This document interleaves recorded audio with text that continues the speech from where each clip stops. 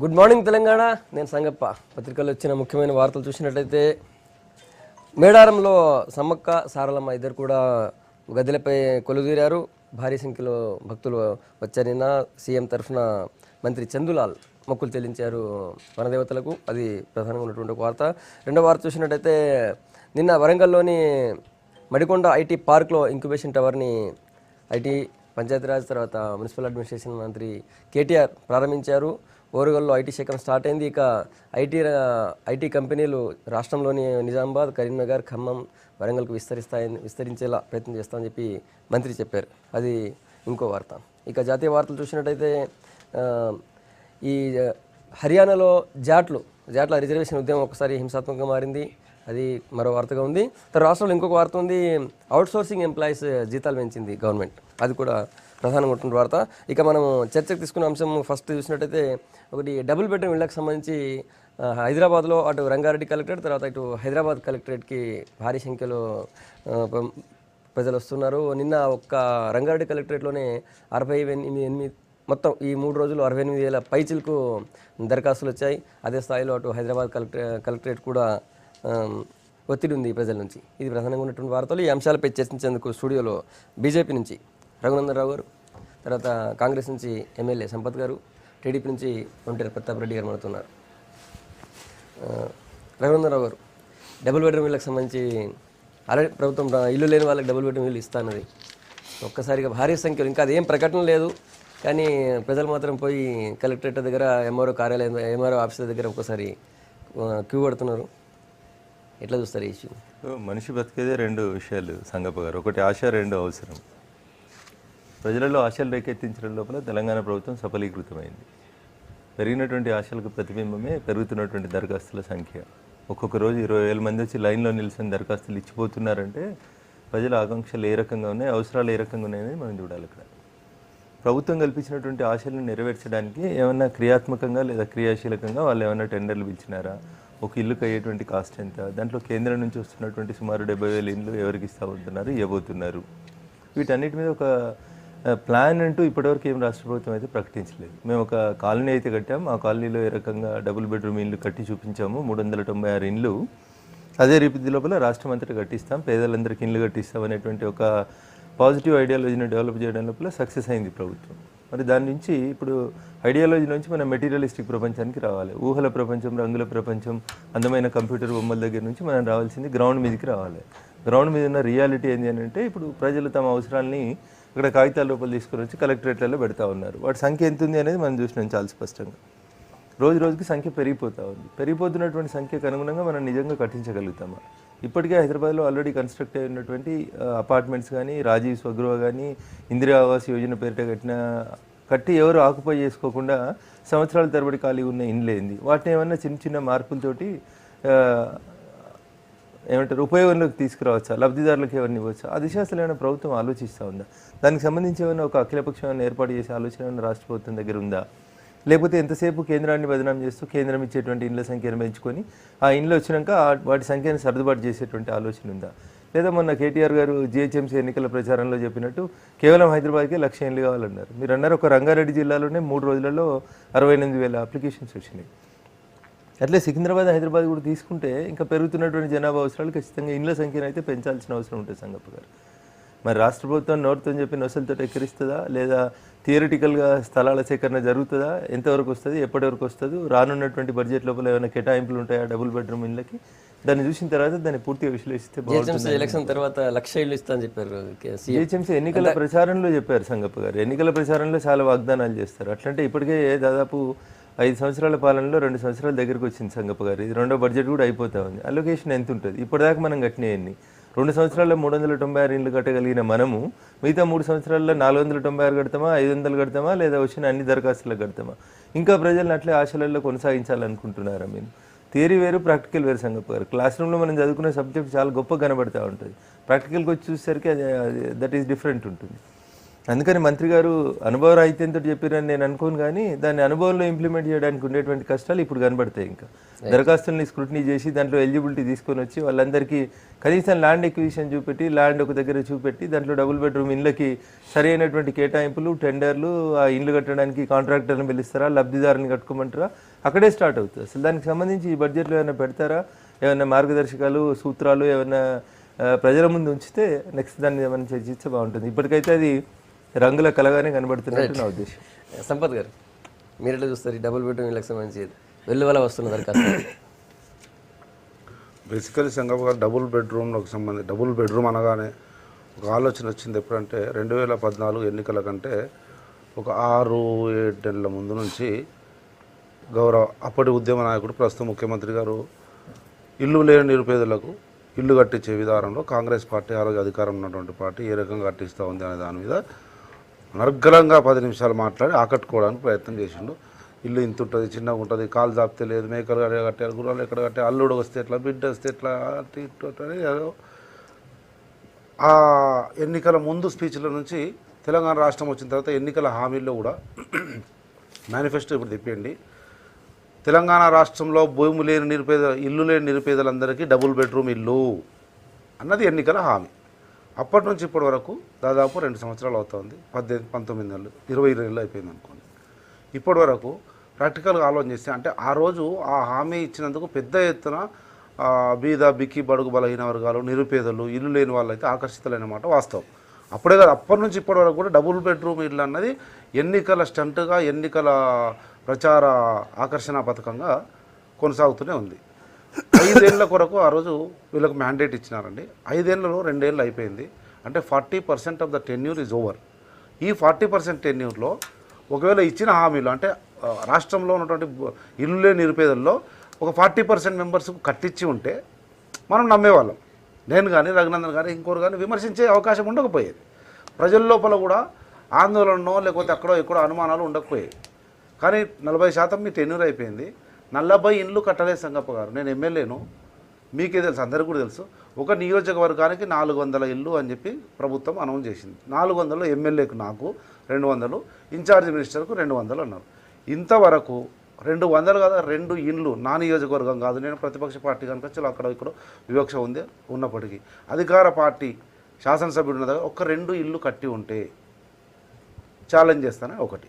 ఈ 2 సంవత్సరాల్లో కూడా మళ్ళీ వచ్చినట్టు వరంగల్ ఎన్నిక కానీ, ఈ మొన్న జరిగిన జిహెచ్ఎంసీ ఎన్నిక కానీ, రేపు జరగబోతున్నటువంటి ఖమ్మము మరియు వరంగల్ ఎన్నిక. వరంగల్ వచ్చారు కదండి ముఖ్యమంత్రి గారు, 3 డేస్ అక్కడే ఉన్నారు కదండి, గల్లీ తిరిగారు కదండి, మా దళితవాడలో సందర్శించారు కదండి. అక్కడ ఏమి ఇచ్చినండి, వారం 10 రోజుల్లో, ఇప్పుడు చూడండి క్లిప్పింగ్, నేను I will give you the date also.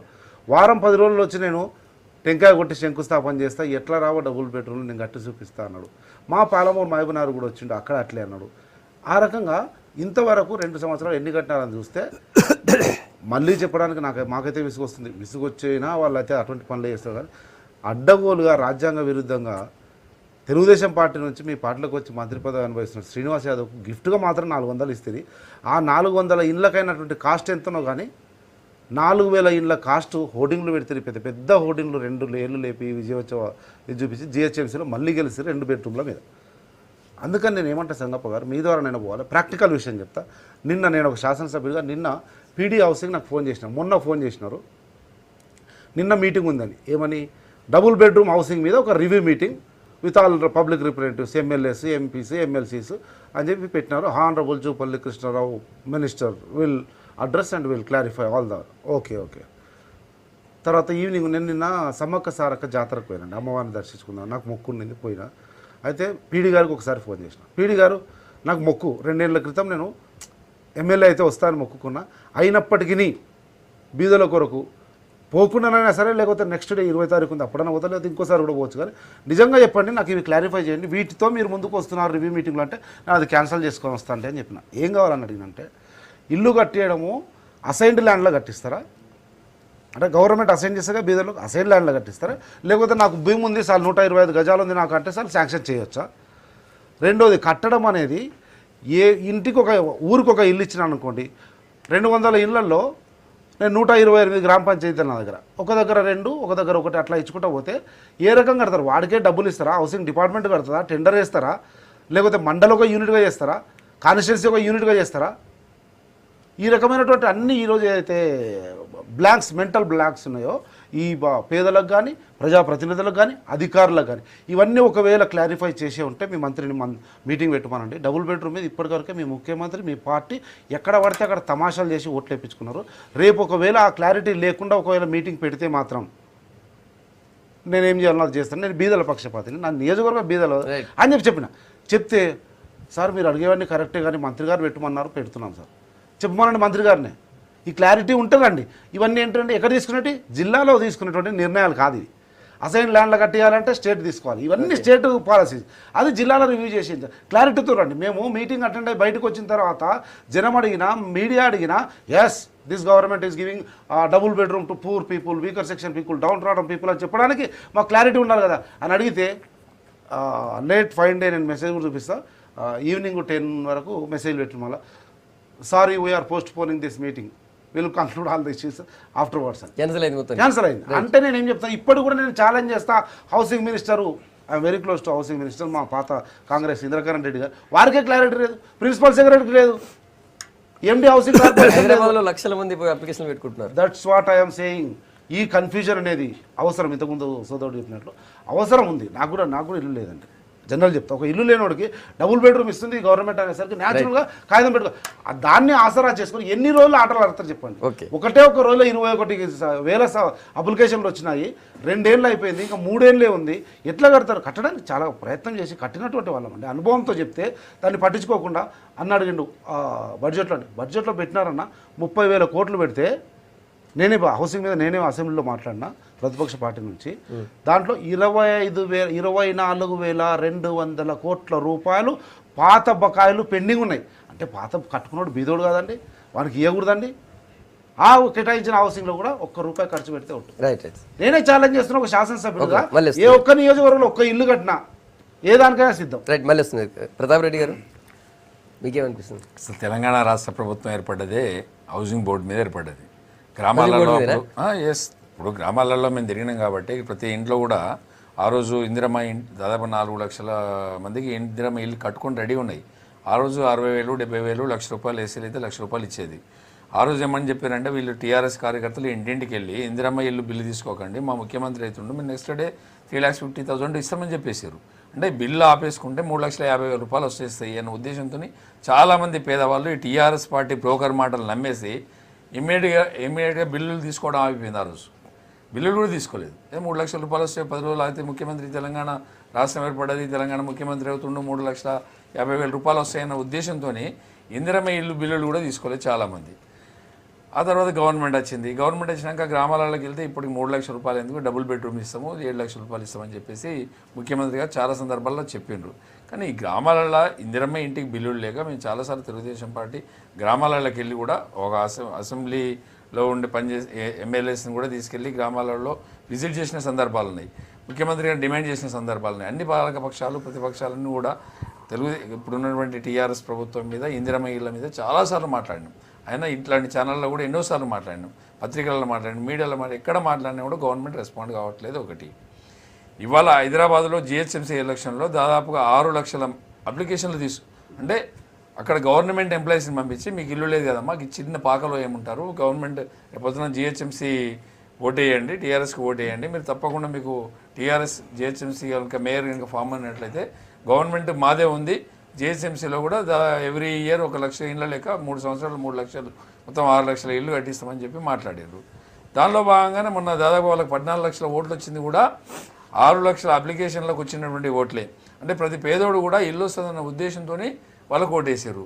ఇవాళ రంగారెడ్డి ఆఫీస్ కాడ రంగారెడ్డి కలెక్టరేట్ ముందు అప్లికేషన్ ఇస్తే తీసుకునే నాతుడు దిక్కులేడు, పట్టించుకునే నాతుడు దిక్కులేడు, హైదరాబాద్ ఆఫీస్ ముంగట తీసుకునే దిక్కులేడు. అంటే పరిస్థితి ఏంది? వీళ్ళు ఆశల పల్లకిలో ప్రజల్ని మోస్తున్నారు. అంటే తండ్రిని మించిన కొడుకు, తండ్రిని మించిన మామని మించిన అల్లుడు, అంటే ఒకరికంటే ఒకరు వాళ్ళు, అంటే బిడ్డ కానీ కొడుకు కానీ అల్లుడు కానీ వాళ్ళు చెప్పడంలో అంటే ఇప్పుడే అయిపోయింది, వాళ్ళ ఆశల పల్లకిలో ఇప్పుడే బంగారు పల్లకిలో ప్రజల్ని మోస్తున్నట్టుగా ప్రభుత్వాలకి చెప్పే విధానాన్ని బట్టి చేస్తూ ఉన్నారు. ఇంకపోతే మీడియా కూడా ఉంది. ఇక మీడియాని కూడా మీరు కూడా ఏమనుకోవద్దు, మీడియా కూడా మాకు ఎవరికి సపోర్ట్ చేసే పరిస్థితి, ప్రజలకు సపోర్ట్ చేసేటట్లేదు, ప్రతిపక్షాలకు కూడా సపోర్ట్ చేసే పరిస్థితి లేదు. ఎందుకంటే వాళ్ళు చూస్తున్నారు, ఏబిఎన్ మూసేసారు, టీవీ9 మూసేసారు, ఇంకెవరి ఛానల్ మూస్తారు అని భయం పట్టుకున్నది. ఇలా మీడియా సపోర్ట్ చేసే పరిస్థితి లేదు.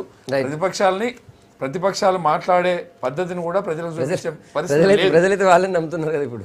నమ్ముతున్నారంటే వాళ్ళకి ఆశ ఉందండి. 10 లక్షల రూపాయలు కదా ఇప్పుడు బీజేపీకి ఓటేసారు, తెలుగుదేశంకి ఓటేసారు, కాంగ్రెస్కి ఓటేసారు, ఇలా టీఆర్ఎస్ పార్టీ కూడా ఓటు ఎందుకు వేస్తున్నారు?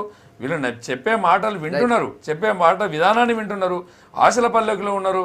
ఇలా ఉద్యోగాలు వస్తాయని, నీళ్ళు వస్తాయని, నిధులు వస్తాయని తెలంగాణ రాష్ట్రం ఏర్పడ్డది. మరి నీళ్ళు ఎటువాయే, నిధులు ఎటువాయే, ఉద్యోగాలు ఎటువాయే, వాటి కోసం మాట్లాడకుండా ఇలా హెలికాప్టర్, ఎలక్షన్ ఎక్కడ ఉంటే హెలికాప్టర్ అక్కడ ఉంటుంది, ఎలక్షన్ ఉన్న కాడనే హెలికాప్టర్ ఉంటుంది. చూడండి, పోయి వాళ్ళ మా ఫాదర్ పోయి ఏమో సీఎం గారు పోయి ఏమో ఖమ్మంలో ఉంటాడు, వాళ్ళ సన్ పోయి ఏమో వరంగల్లో ఉంటాడు. అంటే ఇవన్నీ రాష్ట్రాన్ని మొత్తం వదిలేసిండ్రు. ఒక నెల రోజులు యాగం మీద ఫామ్ హౌస్ చుట్టూ దింపారు. ఇట్లా ఈ గడిచిన 20 మాసాలు 20 రకాల అంటే ప్రజలకి హైదరాబాద్ ప్రజలైతే ఇల్లు వస్తాయి ఆశతో అయితే లక్షల దాకా ఇప్పుడు మొత్తం తెలంగాణలో ఉన్న 10 జిల్లాలలో నుండి పేద ప్రజలందరూ కూడా 10 లక్షల రూపాయలు ఇల్లు కట్టిస్తారన్న ఆశల్లో ఉన్నారు. ప్రతి పేదవాడు కూడా, ప్రతి దళితుడు కూడా 3 ఎకరాల భూమి ఇస్తానని ఉన్నాడు. ప్రతి నిరుద్యోగి కూడా చూడండి, మన హైదరాబాద్ లో డబుల్ బెడ్రూమ్ ఇళ్ల కోసం వస్తున్న దరఖాస్తులు, వెళ్ళెత్తున్న దరఖాస్తుల గురించి మాట్లాడుతున్నాం. జీవన్ రెడ్డి గారు, ఒక్క రంగారెడ్డి కలెక్టరేట్కి ఇప్పటిదాకా 68,000 పైన అప్లికేషన్లు వచ్చినాయి. అటు హైదరాబాద్ కూడా అదే కలెక్టరేట్కి అదే పరిస్థితుంది. సో వాళ్ళకి ఎప్పుడు ఇస్తున్నారు? ఏం ఆల్రెడీ వద్దు మీరు ప్రకటిస్తాం తర్వాత చెప్తామంటే కూడా జనం వస్తున్నారు. మరి ఎప్పుడు తీరుస్తారు వాళ్ళ ఆశ? సంగప్ప గారు, ఒక మనిషి యొక్క జీవిత ఆశయం ఒక ఇల్లు, ఒక పెళ్ళి. పెద్దలు చెప్తా ఉంటారు, ఇల్లు కట్టి చూడు, పెళ్లి చేసి చూడు అంటారు. అంటే ఒక జీవితంలో అవి రెండే ఫైనల్ అంబిషన్. అట్లాంటిది మేము ఇప్పుడు 68,000 వస్తున్నాయి, 78,000 వస్తున్నాయి, 1,00,000 వస్తున్నాయి అంటే ఇది నిరంతర ప్రక్రియ, కంటిన్యూస్ ప్రాసెస్. ఇల్లు లేని ప్రతి ఒక్కరికి ఇల్లు కట్టించడానికి ప్రభుత్వం ప్రయత్నం చేస్తూ ఉంది. మా సంపత్ గారు చెప్తారే, మేము ఇల్లు కట్టించినాం, ఇన్ని లక్షలు ఇల్లు కట్టించినాం, అన్ని లక్షలు ఇల్లు కట్టించినామని కాంగ్రెస్ వాళ్ళు ప్రతినిత్యం టీవీలలో చెప్తారు. ఒకవేళ మీరే కనుక ఇల్లు కట్టిస్తే పాత ఇళ్లకు కలలు వేసి లేని ఇళ్లకు బిల్లులు లేపినట్టుగా మేము చేయగలిగితే మేము చేసేది ఏముంటుంది ప్రజలకు? మీరు కట్టించుంటే ఈ అప్లికేషన్లు ఎందుకు వస్తాయి సంగప్ప గారు? 68,000 ఇండ్ల అప్లికేషన్ కాంగ్రెస్ టీడీపీ 60 సంవత్సరాల్లో స్వాతంత్రం వచ్చినప్పటి నుంచి ఇప్పటిదాకా కంటిన్యూస్ పేదవారికి, బడుగు బలైన వర్గాలకు ఇల్లు కట్టించుంటే ఇలా ఇండ్ల స్కీము ఇంత 68,000 అప్లికేషన్ ఎందుకు వస్తాయని చెప్పి నేను వారిని ప్రశ్నిస్తూ ఉన్నా. ఇంకో విషయం మాట్లాడుతాను. ఇందాక వారు మాట్లాడుతూ వరంగల్లో ఇంక్యుబేషన్ కానీ, హైదరాబాద్లో ఇళ్ల విషయం కానీ ఆశలు రేకెత్తిస్తున్నారు. మాకు అవకాశం వచ్చి 18 నెలలు అయింది. ఒక్క రోజులు అవుతుందా? 60 సంవత్సరాల జీవితకాలంలో ఒక మనిషి ఇల్లు కట్టుకోవాలంటే చివరి అంబిషన్. ఒక ఇల్లు కట్టుకుంటాడు, చివరికి 30 సంవత్సరాలు, 28 సంవత్సరాలు, 20 సంవత్సరాలు బిడ్డ పెళ్లి చేస్తాడు. ఆ రెండు మేము చేస్తూ ఉన్నాం. పేదవాడికి ఇల్లు కట్టిస్తూ ఉన్నాం, షాదీ ముబారక్ కళ్యాణ లక్ష్మి ద్వారా పెళ్లి చేస్తూ ఉన్నాం. ఇంకా పేద బడుగు బలైన వర్గాలకు ఏం స్కీమ్స్ ఉంటాయని ప్రతి ఒక్క స్కీమ్స్ ఇస్తూ ఉన్నాం. వాటితో పాటు ఈ రెండు కూడా అంతిమ ఆశయాలు ఏముంటాయి వాటిని కూడా ఇస్తా ఉన్నాం. వరంగల్లో ఇంక్యుబేషన్ సెంటర్ పెట్టి వరంగల్ ఇంక్యుబేషన్ సెంటర్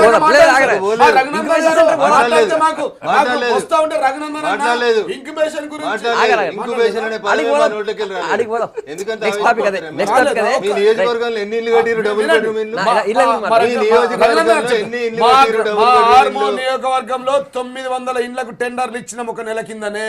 900 ఇండ్లకు మొట్టమొదటి అంకాపూర్ గ్రామంలో. సార్ ఇప్పుడు మా నియోజకవర్గంలో మొన్ననే స్కీమ్ వచ్చింది సార్, ప్రతి నియోజకవర్గానికి 400 ఇండ్లు ఇస్తా ఉన్నాం. కాంగ్రెస్ పార్టీ నాయకుడు అయినటువంటి సంపత్ గారికి కూడా వాళ్ళ ఊర్లో 400 ఇండ్లు మేము ఇవ్వబోతా ఉన్నాం మొదటి దఫగా. రేపు వచ్చే బడ్జెట్ సార్ వినండి సార్,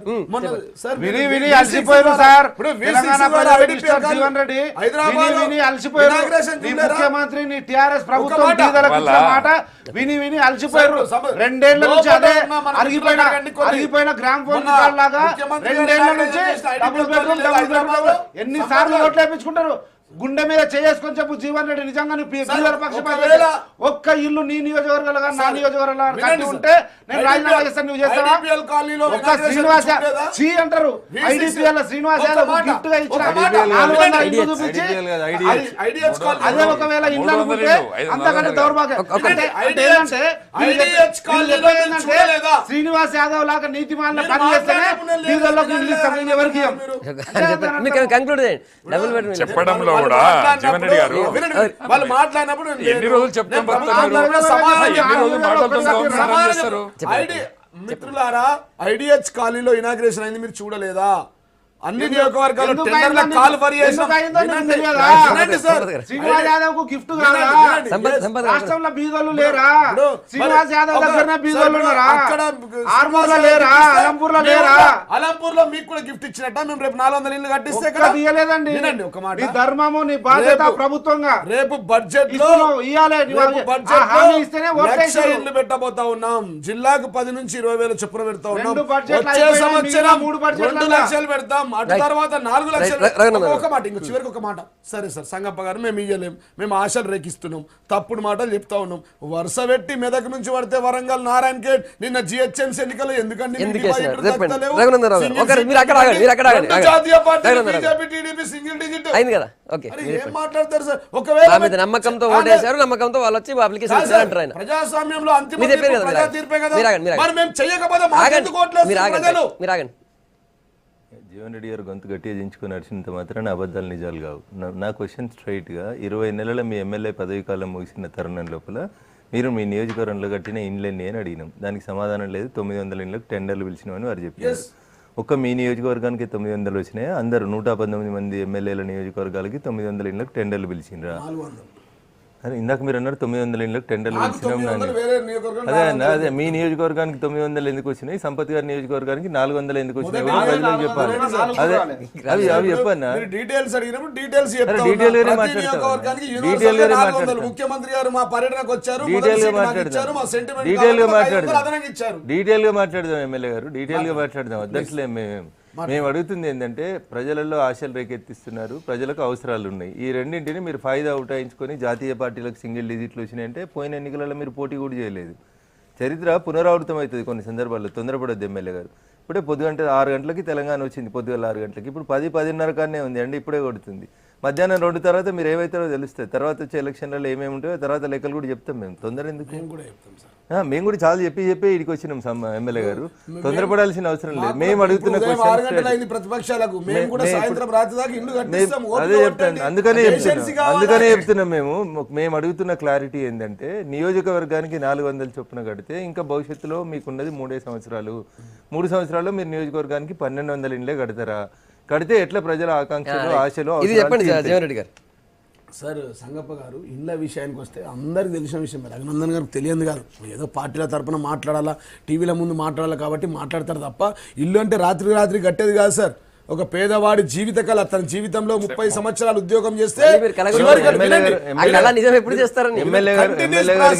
ఎమ్మెల్యే గారికి నిజంగా చిత్తశుద్ధి ఉంటే మారిన టెక్నికల్ తోటి టెక్నాలజీ తోటి 6 నెలల నుంచి 9 నెలల్లో ఇల్లు కంప్లీట్ చేయడానికి మీరు కోరిన, మీరు కలలు కన్నా డబుల్ బెడ్రూమ్ ఇల్లు కట్టడానికి 3 లక్షల రూపాయలకి వివిధ రకాలైనటువంటి ఫారిన్ కంట్రీస్ నుంచి వచ్చినటువంటి చాలా కంపెనీలు పవర్ పాయింట్ ప్రెజెంటేషన్ ఇచ్చినాయి. ముఖ్యమంత్రి గారి దగ్గర ప్రాజెక్ట్ రిపోర్ట్లు ఉన్నాయి. నిజంగా మీకు కట్టే సిద్ధశుద్ధి ఉంటే ఎందుకు ఆ టెండర్లు ఫైనల్ చేసి ఇస్తలేరని మేము అడుగుతున్నాం. 100% ఇస్తాము. ఇది కంటిన్యూస్ ప్రాసెస్, నిరంతర ప్రక్రియ, ఇది జరుగుతూనే ఉంటది. ఇప్పుడు ఈ బడ్జెట్ లో 1,00,000 మళ్ళీ వచ్చే బడ్జెట్ లో 3 లక్షలు వచ్చే బడ్జెట్ లో 5 లక్షలు. ఓపిక పట్టండి, చూడండి. ఒకవేళ మేము చెప్పిన నిజాలు కాకపోతే ప్రజలు మా వైపు ఎందుకున్నారండి? సంగప్ప గారు, మా మీద నమ్మకం లేకపోతే మా పేద బడుగు బలైన వర్గాలు ఎవరైతే ఇల్లు లేని అక్క చెల్లెలందరూ మాకు ఓట్లు ఎందుకు వేసుకెళ్ళించారు? అవకాశం ఇవ్వండి. 5 సంవత్సరాల తర్వాత మేము కట్టించకపోతే మీకు పడుతుంది, మాకు పడుతుంది. వినండి, ఇప్పుడు మీరు ఏమన్నారంటే ఇందిరమ్మ ఇంటికి డబుల్ బిల్లు తీసుకున్నారని చెప్పి ఆరోపించారు కదా. జీవన్ రెడ్డి గారు ఆరోపించారు. గవర్నమెంట్ కూడా ఏమన్నారంటే మేము ఇందిరమ్మ ఇంటికి వినండి గతంలో గవర్నమెంట్ టీఆర్ఎస్ ప్రభుత్వం ఏర్పడిన నెక్స్ట్ డే ఇందిరమ్మ ఇళ్ల బిల్లులు మొత్తం మింగేసారు. కాంగ్రెస్ వాళ్ళు మొత్తం దోసుక తిన్నారు. వాళ్ళు ఎవరెవరిలో ఐడెంటిఫై, సిబిఐ ఎంక్వైరీ చేస్తున్నాము, వాళ్ళందరినీ ఐడెంటిఫై చేస్తున్నాము, వాళ్ళందరూ జైల్లో పెట్టిస్తామని చెప్పి మాట్లాడారు. 2 సంవత్సరాలు అయింది. గవర్నమెంట్ మీదే, సిబిఐ మీ దగ్గర ఎంక్వైరీ చేసుకునే సత్తా మీకున్నది. ఎందుకు ఎంక్వైరీ చేస్తలేదు? ఎందుకు జైల్లో పెడతలేదు? 500 పేజీల రిపోర్టును ఎందుకు ఎంక్వైరీ చేయట్లేదు? ఎందుకు జైల్లో పెట్టలేదు? దానికి ఆన్సర్ కావాలి ఒకటి. ఇవాళ ప్రజలు ఓట్లు వేస్తున్నారు. ప్రజలు ఎట్లయినా ప్రజలు ఆశావాదులండి. గతంలో ఇందిరమ్మ ఇల్లు ఇండ్ల స్కీమ్ తీసుకొచ్చింది ఎన్టీ రామారావు. ఆ తర్వాత ఇందిరమ్మ ఇల్లు 1 by 1 కట్టుకుంటూ వస్తున్నారు. ఇప్పుడు భారతదేశంలో ఇవాళ టీఆర్ఎస్ ప్రభుత్వం 18 నెలల్లో వచ్చేసి వెలగబెట్టింది ఏం లేదు. ఇట్లాంటివన్నీ ఇదంతా డెవలప్మెంట్ కావడానికి గతంలో ఉన్నటువంటి ప్రభుత్వాలు చేస్తేనే డెవలప్ అయింది. ఇవాళనే వచ్చేసి ఈ 18 నెలలనే మేమే వచ్చినాం మేమే చేసినాం ఈ హంగామా చూస్తా ఉంటే మీ జిల్లాలే కదా సార్, మీ నియోజకవర్గమే కదా సార్. అరే ముఖ్యమంత్రి ఎర్రవెల్లిలో కాలేదా సార్ ఇల్లు కంప్లీట్ అవుతా చూడండి వెళ్ళి చూస్తున్నారు. జీవన్ రెడ్డి గారు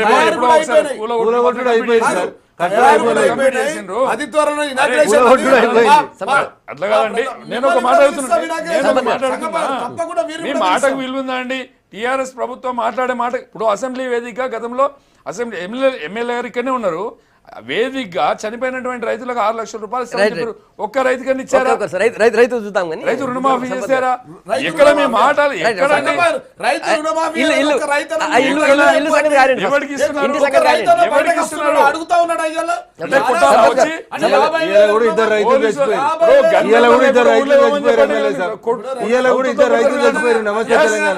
మీ ప్రభుత్వంలో కూడా చనిపోయారు.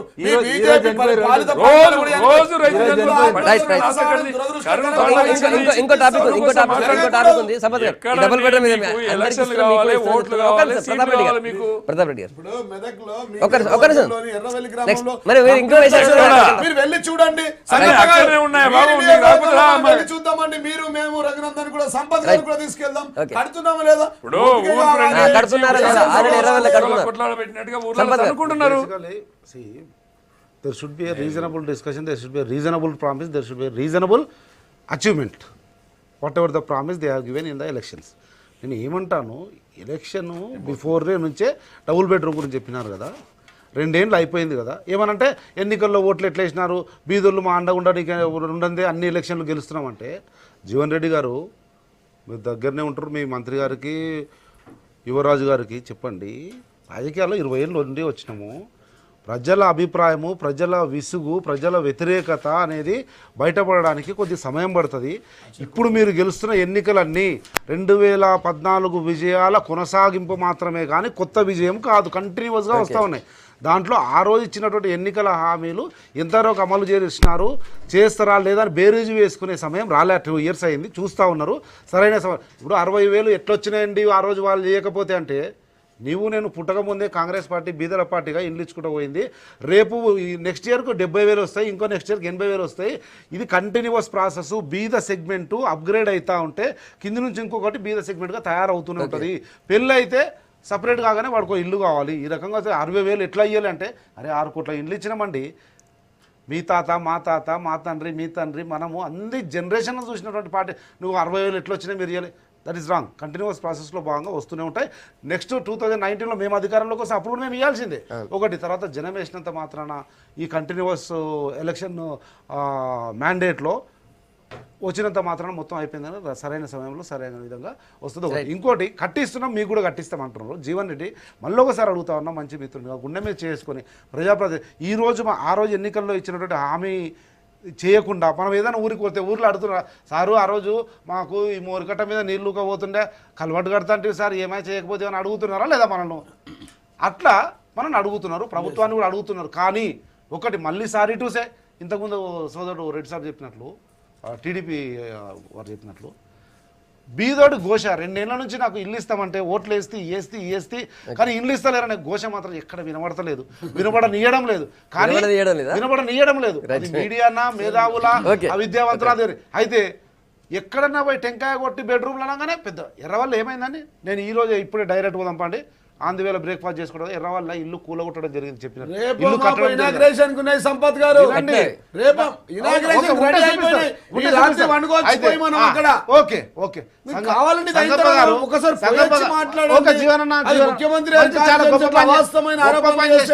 ఓన్లీ ఎర్రవల్లు గజ్వేలు కాదు తెలంగాణ రాష్ట్రం అంటే మిస్టర్ జీవన్ రెడ్డి కేసీఆర్ ప్రభుత్వమా? యావత్ తెలంగాణ రాష్ట్రం ఓట్లేస్తే ప్రజాస్వామ్యయుతంగా ఎన్నికైనటువంటి మీరు అధికారంలోకి వచ్చినటువంటి తర్వాత ఇచ్చిన హామీ నెరవేర్చడం కనీస ధర్మాన్ని బాధ్యతను అది మర్చి ఇంకా కేవలం అచ్చిపుచ్చి మాటలతో కాలం వెళ్ళవచ్చడానికి చూస్తా ఉన్నారు. సరైన సమయంలో బీదల ఉసురు తగులుతుంది. ఎర్రవెల్లి అప్పు తెచ్చుకొని కట్టినోళ్లకు బిల్లు ఇవ్వలేదు, అప్పులు తెచ్చుకొని కట్టినోళ్లకు బిల్లు ఇవ్వలేదు, వాళ్ళ ఉసురు తగులుతుంది. ఆత్మహత్యలు చేసుకున్న వాళ్ళలో మీకు తగిలి పెద్ద గుండు సున్నా వచ్చిందండి. ఉన్నారు. అవన్నీ సరైన ఎర్రవెల్లి గజ్వేల్ నియోజకవర్గం కాదు మరి. ఎర్రవెల్లి ఒక ఆర్మూర్లో కాదు సార్, ఈ రాష్ట్ర ప్రభుత్వం ఆర్మూర్లోనే కాలే చెప్పు వినండి, జీవన్ రెడ్డి. వినండి. నీ దగ్గరనే కాలే, వినండి అత్యంత సార్. సన్నిహితుని వినండి కదా. సార్. చుట్టే కిచెన్ క్యాబినెట్లు ఉంటావు కదా, వినండి సార్. ఎన్ని ఇల్లు కట్టినావు జీవన్ రెడ్డి అని అడుగుతున్నారు 900 ఇండ్లకు జనం. టైం వచ్చి మేము ఏమంటామంటే సార్, గత చరిత్రలో ఎప్పుడు లేని విధంగా ఏ ప్రభుత్వం మీరు ఏది చేసినా వినండి చరిత్రలో సార్, లేని విధంగానే. సంపత్ గారు ఏమి వింటే కదా ఓపిక. అరే వినండి సార్, చెప్పండి, చెప్పండి. అన్ని చరిత్రలో లేని వినండి. చరిత్రలో పనులన్నీ చరిత్రలో ఎప్పుడు లేని పనికి వాళ్ళ పనులు. అడ్డగోలు మాటలు, అడ్డగోలు యూనివర్సల్ హామీలు, స్కీమ్ సార్. ముద్దు మంత్రాలు, ప్రతి అచ్చిపుచ్చులు. నియోజకవర్గం వినండి సార్, ప్రతి నియోజకవర్గానికి 1,00,000 ఎకరాల నీరు మా టార్గెట్. ప్రతి ఇంటికి వినండి సార్, ప్రతి ఇంటికి తాగునీరు మా టార్గెట్. ప్రతి గ్రామానికి ఇక వదిలేండి, వదిలేండి. కాదు. ఆయన అడిగితే మీరు చెప్తారు, వదిలేండి. సంగప్ప గారు, that's what రేవంత్ public రావు. లో మాకు surprise తేడా లేదండి. చేస్తారు. లక్ష కాదు, రేవంత్ లక్ష కాదు, రావు. 1000 ఎకరాలకు ఇంతకుముందు మీరు చెప్పారు కదా. కాంగ్రెస్ వాళ్ళు ఉంటే రోడ్డు, కాంగ్రెస్ వాళ్ళు ఉంటే ఒక్క నీళ్లు, నిమిషం ఆగండి. కాంగ్రెస్ వాళ్ళు ఉంటే చెరువు, ఒక్క నిమిషం కాంగ్రెస్ ఆగండి. వాళ్ళు ఉంటే ఇల్లు కట్టించాడు. ఆ పథకాలు మా దగ్గర లేవు సార్. ఓకే. యూనివర్సల్ తెలంగాణలోని ప్రతి జనులకు, ప్రతి సకల జనులకు లబ్ధి చేకూరే ఒక్క నిమిషం, పథకాలు ఉన్నాయి. శ్రీనివాస్ యాదవ్ 400 ఇస్తే ఏ విధంగా తెలంగాణ మొత్తం ఇచ్చినట్లా? ఆర్మూర్లో కూడా అట్లనే. వినండి, ఇది చాలా మీరు ఇంపార్టెంట్. రిపీట్ చేయకండి, రిపీట్ చేస్తున్నారు. మేనిఫెస్టో రిపీట్ చేయొద్దు ఎమ్మెల్యే గారు. రిపీట్ ఎమ్మెల్యే గారు మేనిఫెస్టో రిపీట్ చేయొద్దు సార్. రోజు మేనిఫెస్టో చదివితే ఎట్లా సార్? రోజు మేనిఫెస్టో చదివితే ఎట్లా సార్? రఘునందన్ గారు. ఏమంటామంటే తేడా లేకుండా ఓకే, ఓకే. మా రఘునందన్ మీరు ఒక్క నిమిషం ఆగండి, మీరు ఆగండి. అదే విధంగా నిన్న కాన్స్టిట్యూన్సీలో కూడా మంత్రి- ఆర్మూర్లో కూడా సమానంగా ఓకే. అభివృద్ధి జరుగుతూ ఓకే, ఉంది. ఓకే. దయచేసి అర్థం చేసుకోండి. టీవీ మీ ఆర్మూర్లో కూడా ఎక్కువ జరుగుతుంది, మీరే చెప్తున్నారు. నిన్న కేటీఆర్ గారు వరంగల్ వెళ్ళారు. మొత్తం రాష్ట్రం అంతా, ముఖ్యంగా తెలంగాణ వచ్చిన తర్వాత ముఖ్య నగరాలు అనేటువంటి వరంగల్, కరీంనగర్, ఖమ్మం, ఇంకోటి నిజామాబాద్, ఈ జిల్లాలకు కూడా ఐటీ రంగాలు విస్తరిస్తాం, అందరికీ ఉన్న చోటనే ఉద్యోగాలు వచ్చే ప్రయత్నం చేస్తాం అంటున్నారు. సో ఆయన వేరే దేశాలు కూడా తిరిగి వచ్చారు, చాలా ఐటీ కంపెనీలు కూడా పోయి మాట్లాడొచ్చారు. నిజంగానే మొత్తం మన దగ్గర ఈ నిరుద్యోగ సమస్య పోతుంది అనుకోవచ్చా? ఇప్పుడు 20 నెలల్లో పోయింది ఎంత, రానున్న 30 నెలల్లో పోయేది ఎంత అనేది కూడా బేరీ చేసుకుంటారు ప్రజలు. రైట్. హైదరాబాద్ బేస్ కాకుండా వరంగల్, కరీంనగర్, నిజామాబాద్లకి డీసెంట్రలైజేషన్ ఆఫ్ సాఫ్ట్వేర్ చేయడం అనేది కొంతవరకు ఆ ప్రాంతాల్లో ఉన్నటువంటి నిరుద్యోగ యువకులకి ఉపయోగపడుతుంది. కానీ నేను వేసింది శంకుస్థాపన రాయి మాత్రమే సంగప్ప గారు. అది కట్టడానికి ఎంతకాలం అవుతుంది, కట్టిన తర్వాత ఎన్ని రోజులకు వస్తుంది, ఏంది అనేది మనం ఇంకా చాలా చూడాల్సి ఉంటుంది. ఎందుకంటే మనం శంకుస్థాపన రాళ్ళు వేసిన బాబు జగజీవన్ రామ్ భవన్ అట్లే ఉంది, మనం శంకుస్థాపన భవన్ వేసినటువంటి దళిత సోదరులు కట్టిస్తామన్న అంబేద్కర్ భవనాలు అట్లే ఉన్నాయి, మనం కట్టిస్తామన్న బాబు జగజీవన్ రామ్ భవన్ అట్లే ఉంది, మనం కట్టిస్తామన్న క్రైస్తవ భవన్ అట్లే ఉంది, మనం కట్టిస్తామన్న కేరళ భవనం అట్లే ఉంది, మనం కట్టిస్తామన్న పోలీసు వాళ్ళ ట్విన్ టవర్స్ అట్లే ఉన్నాయి. కాబట్టి ఇవన్నీ హైదరాబాద్లో మీ ఇంటికి 100 గజాల దూరంలోనే కానప్పుడు 200 కిలోమీటర్ల దూరంలో ఖాళీ శంకుస్థాపన వేసి అంతా అయిపోయింది, ఇంక్యుబేషన్ సెంటర్లు వచ్చేసినాయి, మొత్తం నిరుద్యోగ యువత కళలు తీరిపోయిందని చెప్పడం తప్పు.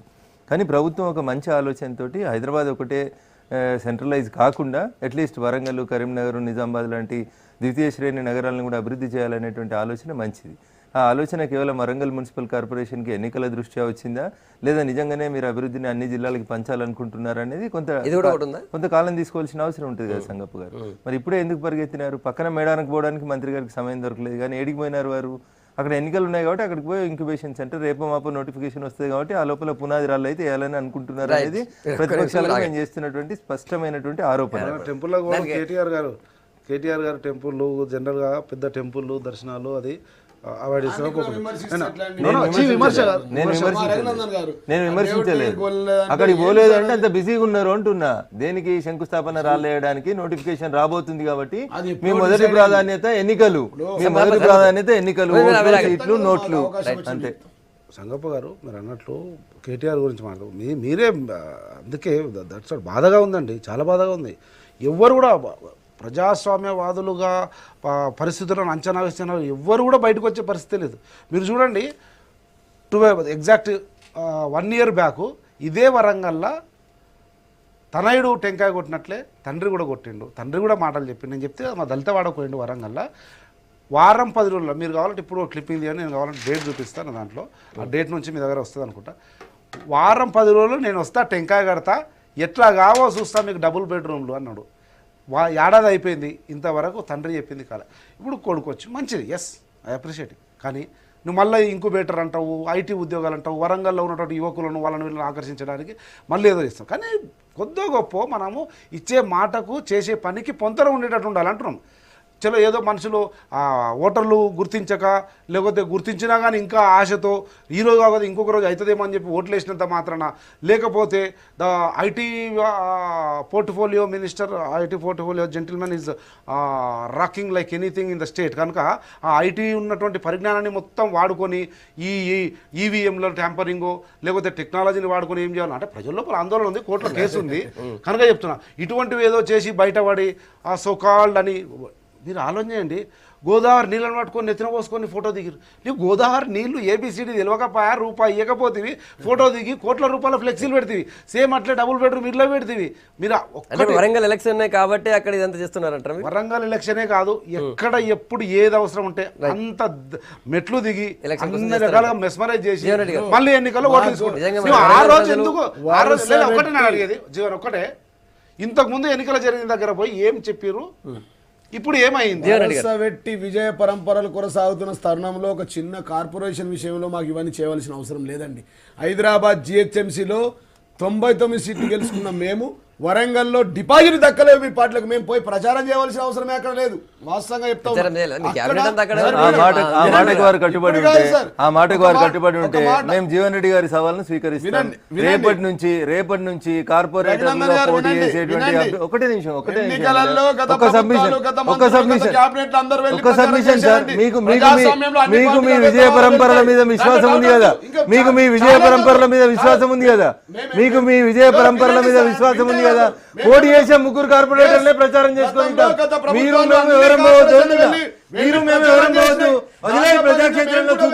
ఇది ప్రజాస్వామ్యం. చేసిన పనులు చెప్పుకోవడం ఎందుకు వద్దండి?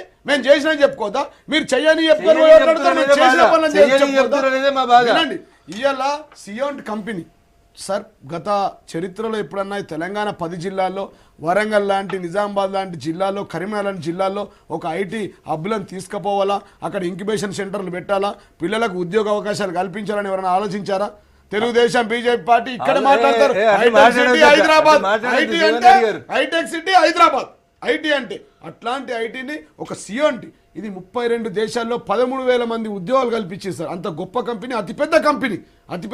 అట్లాంటి కంపెనీలో ఒక మారుమూల వరంగల్ జిల్లాలకు తీసుకెళ్లి మేము పెట్టిస్తా ఉంటే దాని మీద కూడా విమర్శలు చేస్తే ఎట్లా అండి? ఇంకా మీరు చెప్పాలి, ఇంకా 10 జిల్లాలకు